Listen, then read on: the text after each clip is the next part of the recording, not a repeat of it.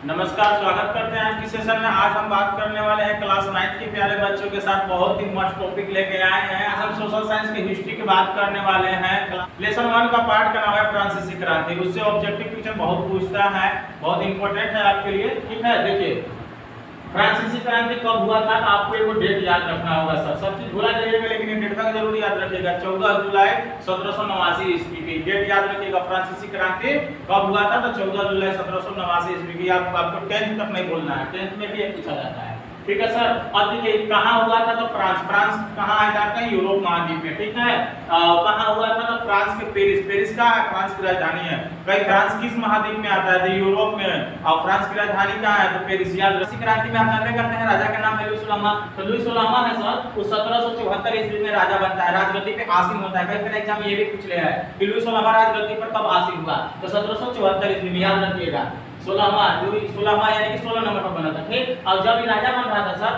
तो इसका उम्र 20 साल था। 20 साल में सबसे पहले ये काम किया था ऑस्ट्रेलिया के राजकुमारी से, उनसे शादी किया था। उनका नाम था मेरी एंटोनेट। ठीक है सर, सब कांड यहीं से शुरुआत होता है, ब्याह शादी से। ब्याह शादी किया और सब लफड़ा में फंस गया, कर्जा ज्यादा ले लिया था। देखिएगा फ्रांस की जो मुद्रा था वो है लिब्रे। याद रखिएगा, कई बार एग्जाम ये भी पूछता है कि फ्रांस की मुद्रा क्या थी, तो लिब्रे। याद रखिएगा। ठीक है, अब फ्रांस का जो समाज है ना सर, वो 3 भाग में बटा था। पहला भाग का नाम था प्रथम स्टेज, द्वितीय स्टेज, तृतीय स्टेज। देखिए प्रथम स्टेज में पादरी लोग आया करते थे।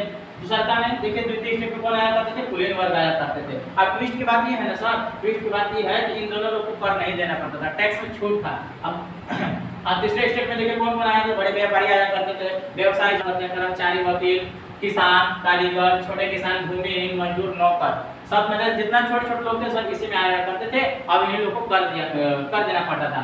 जो फ्रांस में देखिएगा कर 2 प्रकार के था। पहला कर का नाम था टाई। याद रखिएगा, पहला कर का नाम है टाई का था सर, धार्मिक कर, कि पादरी लोग ना कर लिया करते थे। और दूसरा का था टाई। याद रखिएगा टाई का था, प्रत्यक्ष कर था, राज्य को सीधे अदा करने वाला कर का नाम था टाई। कई फिर एग्जाम में पूछता है कि टाई क्या था, तो राज्य को सीधे अदा करने वाला कर था टाई। याद रखिएगा। और टाई क्या था, तो टाई याद रखिएगा धार्मिक कर था, ये पादरी लोग केवल वसूला करते थे चर्च के नाम पर। ठीक है, और देखिए फ्रांस की जो जनसंख्या है वो 2 पूछता है एग्जाम में। कैसे पूछता है, तो फ्रांस की जनसंख्या 1715 ईस्वी में 2.3 करोड़ था। ठीक है, और जब फ्रांसीसी क्रांति हुआ था, जब युद्ध हुआ था, उस समय बढ़ गया था इसकी जनसंख्या। तब तक कितना था, देखिए 1789 में 2.8 करोड़। याद रखिएगा। और फ्रांस की जो जनसंख्या था उसका पूरा 90% लोग किसान रहा करते थे। ठीक है, तो आशा करते होंगे कि आज का ये टॉपिक आपको जरूर पसंद आया होगा।